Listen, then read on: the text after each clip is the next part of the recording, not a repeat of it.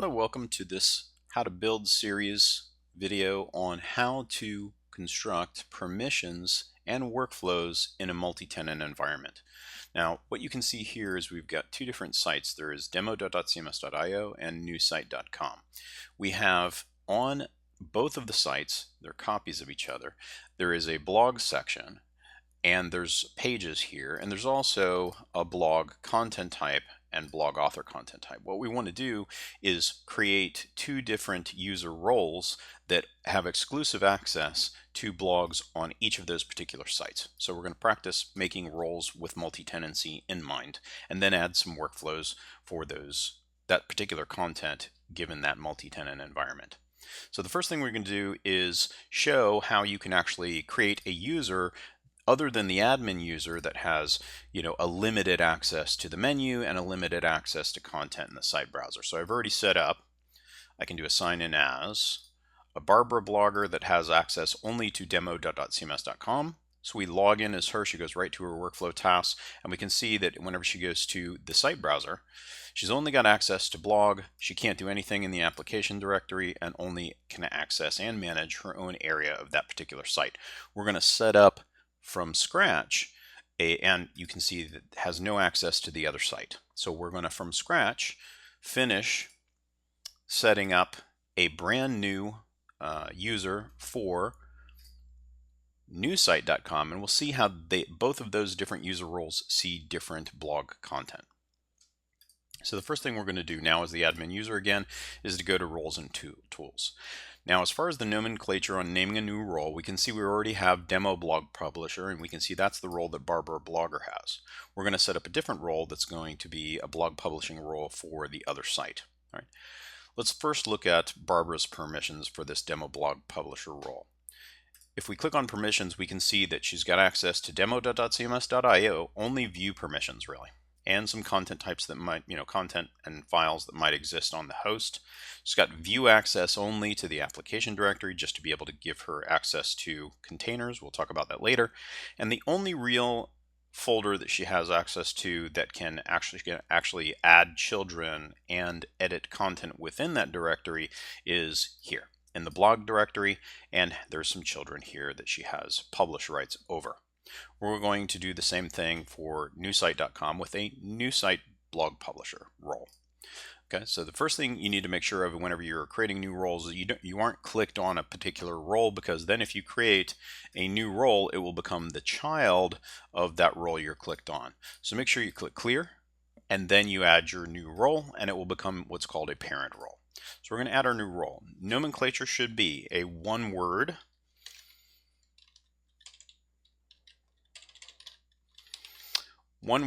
that represents the site that you're permissioning, which is of course this newsite.com.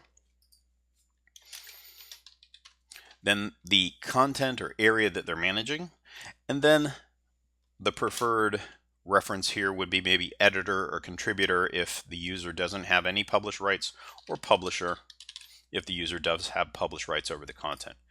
Now, this role key is very, very important. This field is used for syncing external authentication by the groups that they might belong to. Let's just say Active Directory groups that they belong to. And so you need to make sure this role key is filled out. So new blog publisher. You don't have to use camel casing. That's just what I'm used to. The can grant here means that once this role is created, users can be assigned to it, permissions can be assigned to it, and unchecking those boxes locks it down so that changes can't be made to those objects for the role permissions. So we just established this new role. We see the new site blog publisher, and the first thing we see whenever we click on that role is assigning users, permissions, or tools. Let's do permissions first. Now, permissioning here, the site browser tree, and clicking on one of the sites that we want to permission is the same as going to sites and browser and right-clicking on a site, editing a site, and changing the permissions there. But since we're already on roles, let's just go ahead and permission from here. So let's go back to new site blog publisher, permissions, and add the exact site that we want the user to be able to access. Since the website browser tree is hierarchical, we have to give at least view permissions to the site. Otherwise, the user will never be able to see, and there's a little warning saying we're breaking the inheritance from system host. That's fine. And then we need to give access to the directory underneath that host. So we're going to pick the directory underneath that host, blog, click add, and this is a site where we want to give something more than view. Now let me explain the permissions here. The very top gray bar means that you're giving them the edit rights over the blog directory itself. Now, we don't want them to change the name of the blog directory to something like products, so we just want to give them view and maybe add child objects, and these are the child objects inside of that directory, but we don't want them to edit that folder and change the name of it or edit the permissions in that folder for sure. So here we have to look at every child object and determine what types of things that the objects that the user should be able to interact with. And it certainly seems logical that subfolders for adding images or files or PDFs or something would be relevant. Adding new pages and publishing them, certainly if it's a blog publisher. Then adding new links if they need to create some sort of menu links inside of that directory. Any content types that are actually stored inside of this folder, and content or files they should be able to publish that are blog related inside of this directory. Now, rules for the personalization rules engine, that's typically an admin thing, so we'll leave that out. Anytime you see cascade changes, you need to be careful. You need to read the little message here that's saying checking this option will replicate these permissions down to all child objects underneath. So you have to be careful on choosing that cascade. Now we know that inside that blog directory on newsite.com, we want this new blog publisher to actually have access to everything inside of that folder. So it's okay if we cascade in this instance, but it's always safer to just apply changes, check the permissions in the directory first, then cascade later if you're not sure what permissions will be overridden whenever you do that. Okay, so just make sure you read warnings. Make sure you read warnings and then change those permissions. We do definitely want to apply this new role to everything that's in that blog folder only, and that's what we just did on all of these particular child objects that are inside of that directory. Okay, so now we've given access to the host, the folder, and we need to then take care of the rest of the objects. So let me talk about all the things that whenever you establish a new role need to be done kind of in this order. The first is the host that we just permissioned. If you can't do anything on the host, you can't get to anything underneath the host. It's hierarchical. Then any subfolders, child folders of that host that the user should be able to have access to. Then the user needs permissions to content types. So in this case, it's going to be the blog and blog author content type for a regular content type. But the user will also need pages, file content types, so you need to think of all the content types that the user will interact with. While looking at those content types, you need to look at the fields on that content type and think about categories and relationship fields, as if there's a relationship between blog and blog author, that user is going to need a relationship to permissions on the blog author as well. So that's very, very important to take a look at those fields and make sure that the user doesn't need additional permissions for category fields or relationships, etc. Then, after all the content and the dependency, related content types or categories are permissioned, then you can move on to templates. Now, templates and containers only need view permissions. They don't need ever any edit or publish. You reserve that for admins. So that'll be very, very easy to permission, and then we'll be able to step in and test the new user and role. Okay, so now we're going to move on from site and subdirectory to what we said we would permission next, which is our content models. So we know these are blog publishers, so we're just going to type the word blog. And since these two content types are shared across both of these hosts, all we need to do is step into blog, click on permissions, and then add this new role that we just added, which is new site blog publisher. We can see our demo blog publisher for the other site is already here, has published permissions, so let's replicate that. And we want to make sure that any content that's been created already and is already stored in the database on this particular site, we want to go ahead and publish, give publish rights over that content as well, and reset all the children that have already been created. okay, because there's already blogs that have already been written. And that's what we're doing with that cascade. But make sure you read the messaging so you understand what's going to be overridden whenever you cascade permissions downward from a content type. Okay, so now we've added that. Now, remember, we need to look at those fields, and here we have an author dependency. There is a relationship to another blog author content type. So we need to step over to that content type. There are no categories, otherwise we'd have to step in the category as well.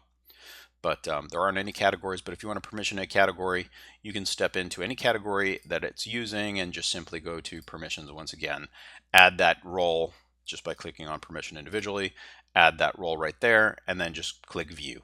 That's all they need to do is view categories that are being used by a content type. Okay, but in this case, we only have a relationship.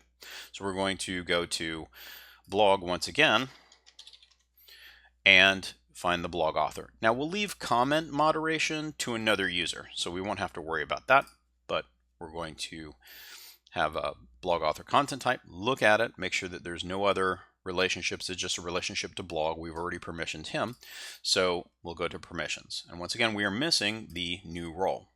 New site blog publisher, add, click on publish, and we want to cascade over any existing blog authors. We want to add this new role on this particular site so that it'll cascade and add it to those existing authors as well. So we've already finished that. Now we've taken care of our base content types or regular content types, but what about pages? What about files or images? Let's go ahead and add a few more to this user. So we definitely want this user to be able to create pages, so we can sort by the page content type, and you can see there's various different types of page content types you could create, but we're just going to give access to the generic page content type, and we have to look, are there any fields, dependency type of fields that should be permissioned as well. There aren't in this case. I click permissions and I add this new site blog publisher. Right. Once again, give permission. Now we don't want to cascade for all pages on the entire site because we only want the pages to be affected that are actually already in that blog directory, which we've already done. Whenever we said we wanted all child pages in that blog directory to be permissioned and cascaded them, we've already taken care of that. So we're just giving access to the page content type. We just click apply. We would not reset. Otherwise, we would be permissioning all pages on the entire site to be viewable by blog publisher, and that wouldn't make sense, right? So no cascade in that instance.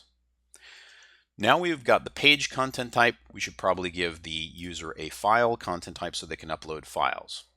So let's look at files, and we've got an image content type, a file content type. Let's just go ahead and permission for the file content type that is of type image, and we'll click on permissions and allow the user to add images to pages, etc. So once again, we find the demo blog publisher here. Now we need to add our other site publisher. Give publish, and we don't need to apply these permissions to all images in the entire system.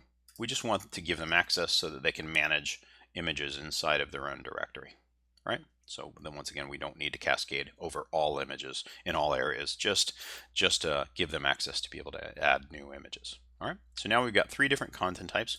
We'll look at our fields once again, make sure that there aren't any categories that we need to permission, any relationships to any other content types. Right?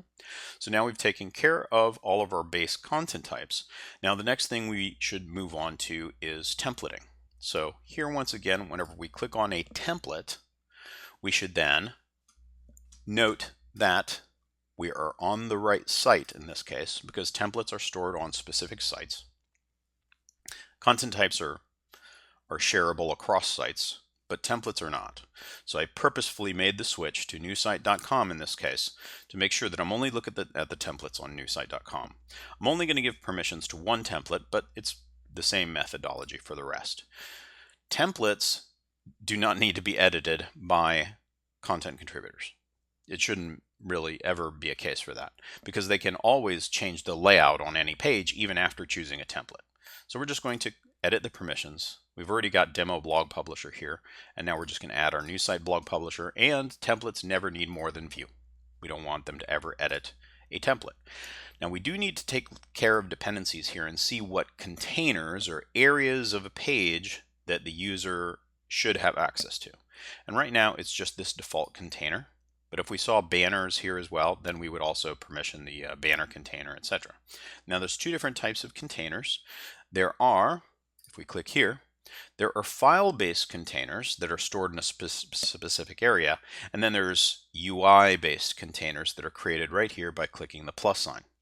So I don't want to give access to any of these UI-based containers, but if I did, I'd step into FAQ, go to permissions, and then I would add that role, right? Easy enough. However, I want to actually give the user access to the default container, as we saw on our template, right? So I'm going to then switch to browser, application, and I might want to step in and do granular view permissions down to this default container I want to give them access to, but I'm going to be expedient in this case. Here is the different containers that exist and can be used for templates on the site, banner and default, following the path that was listed. And I'm just going to step into the application directory, go to permissions. We're only giving view permissions here anyway, so we're going to permission individually. I'm going to get rid of John Editor just to keep this clean. And I'm going to add our new site blog publisher that was already being inherited and from the host. And now I'm going to take a look at anything else that I need to give view permissions on. Nothing here. I just need to give permissions on this particular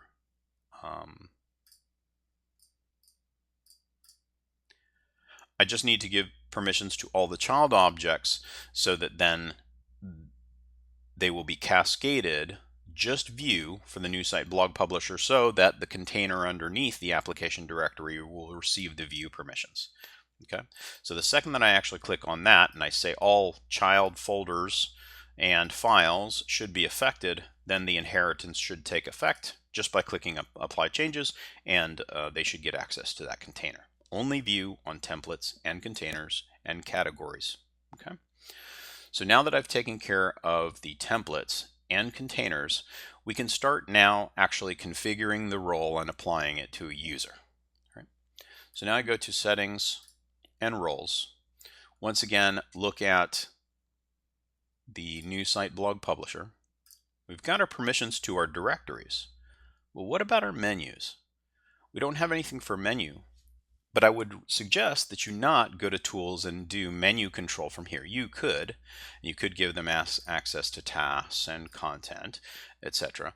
But then you'd have to do it for new site blog publisher and the demo blog publisher, right? So why do things twice? We should never do things twice in dotCMS as a role. So I've created another role that I'm going to give to both the demo blog users and the new site blog users called generic publisher. And that generic publisher has access to tasks and to the site browser. However, we're missing a content menu that is specific to blog and blog author. We don't want the blog author or blog publishers to be able to see all of these different content types. We want to create a custom menu for our blog contributors. So we're going to come over here to custom tool group. You can see this is what it says right here, tool group, right? We're going to create a new custom tool group called blog content. And that will become a new menu item on the left-hand side just for these blog publishers. Then we're going to add blog, and we're going to add blog author, and that will become the content section for these particular users. Once I do that under this generic blog publisher, now I can go ahead and click on blog content, and which will give them access to blogs and blog authors. And then the numbering in the sort order. I think first actually I'd like to see workflow tasks, and then I would like to see blog site. That's 2, and then I can give this a 3 here. 3. Save. So it appears on the bottom. So once we actually apply the generic publisher, content publisher role to our users that are on newsite.com, then they should see first the tasks that are assigned to them whenever they log in. The second thing that they should see is the site browser. And the third thing they should see is the blog content, including blogs and blog authors. Right? So now I need to create a user. I've already created one here called new guy for the newsite.com.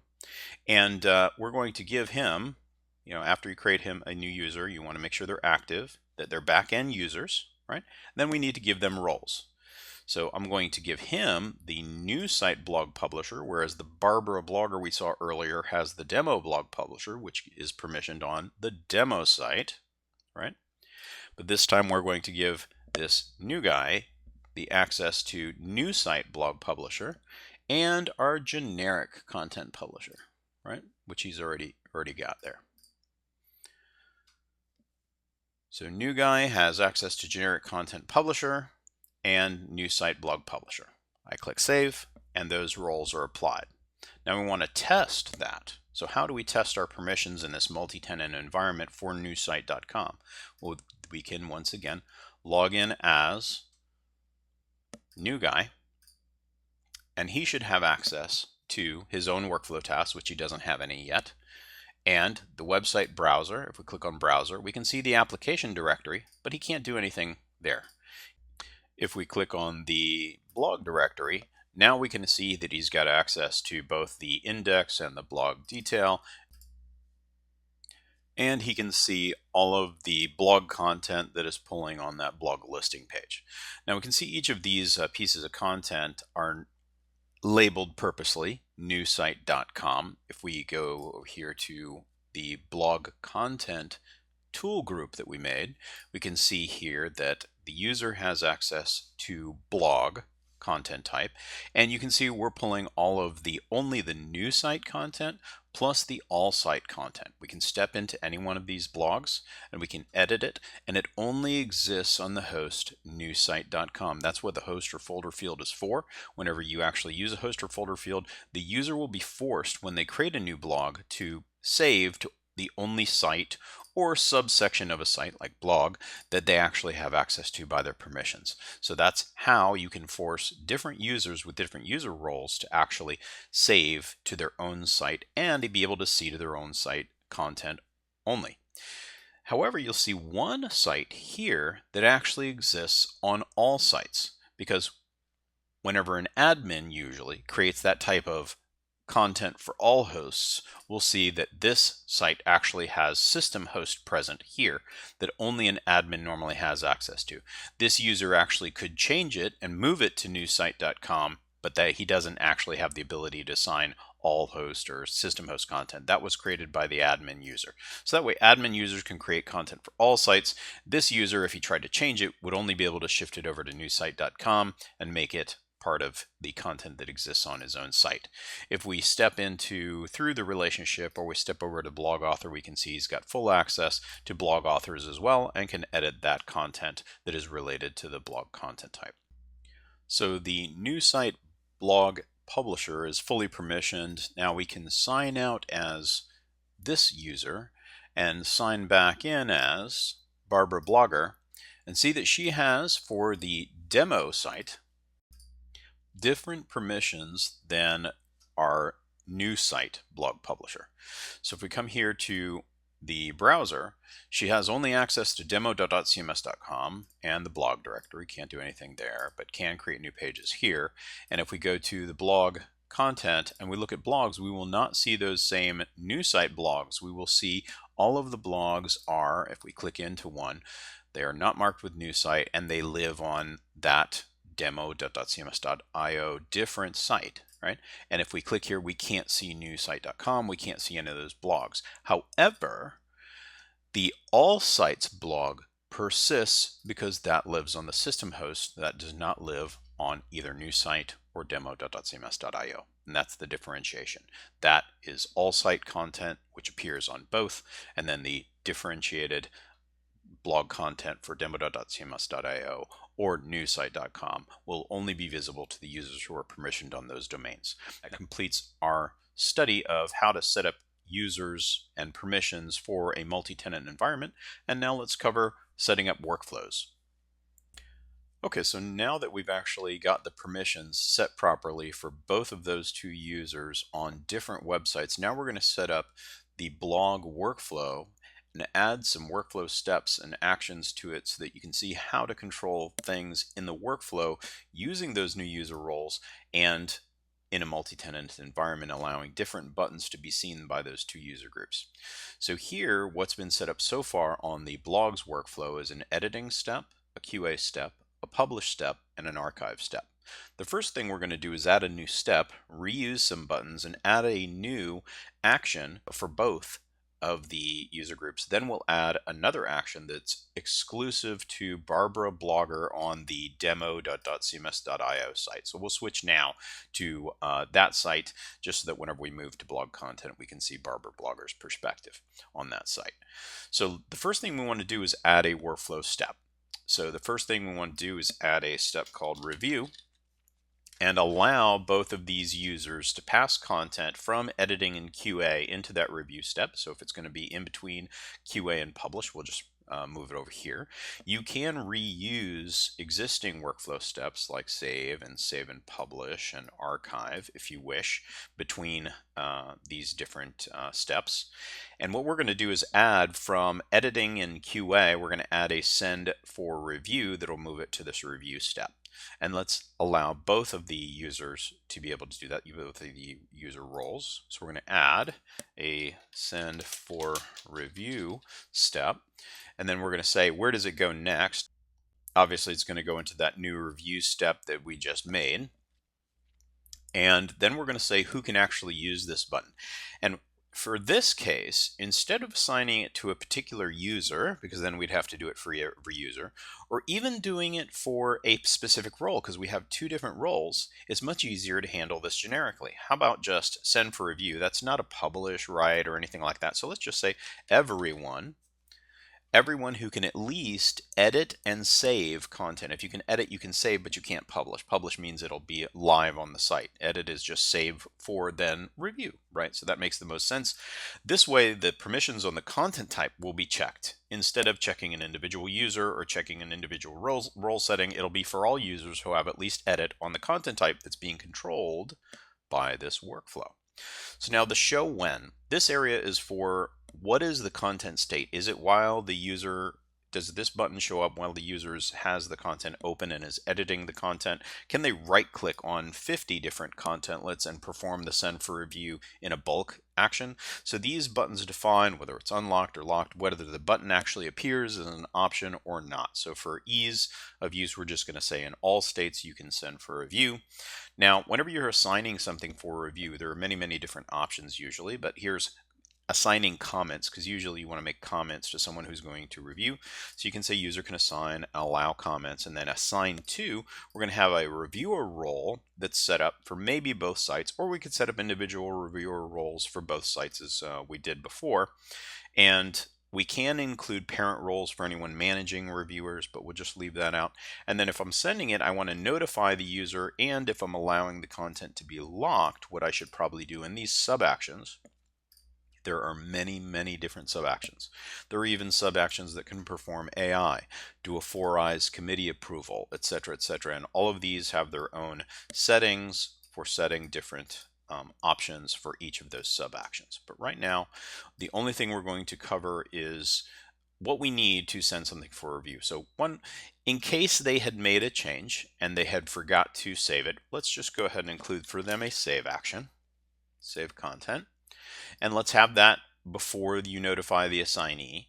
And then we want to, since we're allowing the user to lock the content, then let's unlock the content. You can just start typing and it will find unlock the content before we assign it over to the assignee. That way it still won't be locked by the content contributor and they'll be sent over to the reviewer. Okay, so let's click save and let's go back to our workflow. So send for review could be from the editing step, it could be for the QA step, and go back. Maybe even it could be here in the publish step, we want to send something back for review. Right? So it's easy to reuse those actions. Because we're checking the permissions on the content type, once again, this will be available to new guy and Barbara Blogger already.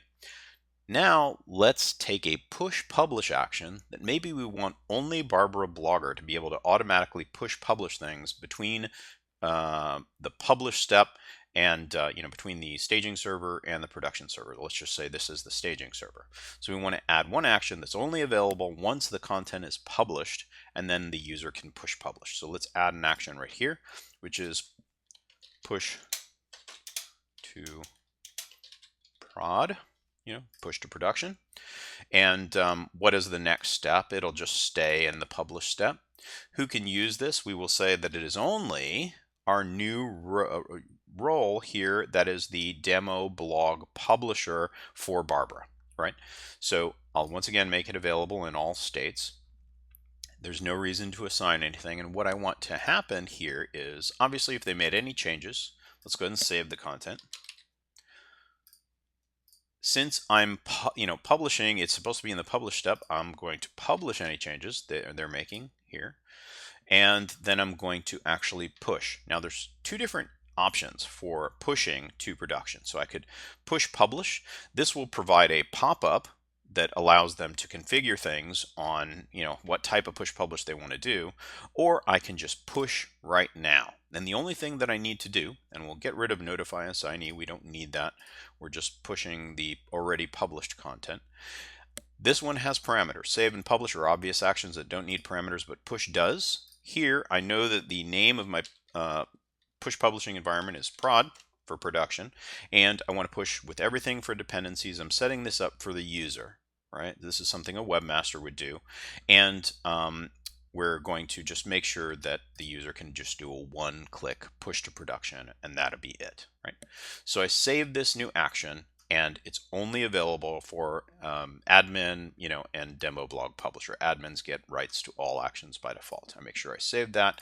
I move it back. Now, the push to production, I can drag it here so that it'll always be after the save and publish, should only be visible on published content only to only Barbara Blogger in this multi-tenant environment on demo.dotCMS.io. So let's test this now and make sure. Let's first go to signing in as our new guy on the new site and make sure he can't do everything. So blog content, we're going to open up a piece of content and see what he sees in that publish step. Make sure that he does not see push to production, which you can see this is in the publish step. If I lock for editing, he does not see push to production, which we just made, only for the demo blog publisher, not for the new site blog publisher, right? So everything is good here. But if we do create a new piece of content, he does see the send for review action, right? So he can create a new piece of content and send for review. So let's just type in some sample dummy data here so that we can then send for review. You can see that this workflow action actually checks the role that we set on that particular content workflow, and it gives us the option not only to assign to everyone who has the reviewer role, but it also gives us the ability to actually assign to a specific person who is actually a reviewer. So, and we configured that in our workflow just now. Could you review and publish, please? Because this this user has less rights than other users who can publish in this workflow, right? So now you can see that it is in step review and it is assigned to Nick Reviewer. When Nick Reviewer logs in, he will see the workflow task first thing, and he will also receive an email just now showing him a link to this new piece of content. So everything's working for this new user. Let's log out as him, and let's go ahead and sign in as Barbara Blogger, which she has more in this multi-tenant environment. She has more capability than he does. Okay, so now that we sign in as Barbara Blogger, we can see in her blog content, we go to blogs, and whenever we open up one of these pieces of content that is in the publish step, we see that she can see not only the send back for review, but also the push to production button, which if she looks at this and just clicks push to prod, it's a one-click push. Now that's moving over to production. So very, very easy to manage pushing things between environments by doing something like this. You can see that there's differentiation between the buttons that one user sees and another user sees in a multi-tenant environment, although she can only see content that is there on demo.cms.io. And so that's a very, very easy way in a multi-tenant environment to set up different workflows and sub-actions and different actual buttons that the user will be able to see in different steps in a multi-tenant environment. Let me cover one last thing. If we want to go to a content type and we want to assign multiple workflows, then whenever we edit our content type that we're assigning, here's where we actually assign that workflow. And if I actually wanted to assign the system workflow and whatever we wanted to do as far as assigning multiple workflows, and those multiple workflows could have different sub actions inside of it for different user roles for different hosts and user groups. So assigning multiple workflows on any content type is also available to differentiate the way that users are able to see different content. You can even create a blog workflow for site A, blog workflow for site B that uses a completely different flow, and have both of them assigned, but the users who are permissioned to see the buttons from one or the buttons from the other are the only ones who are going to see those particular buttons. So as granular as you want to make actions that are available on content, you can do that using workflows in a multi-tenant environment. Thank you, and I hope it was helpful.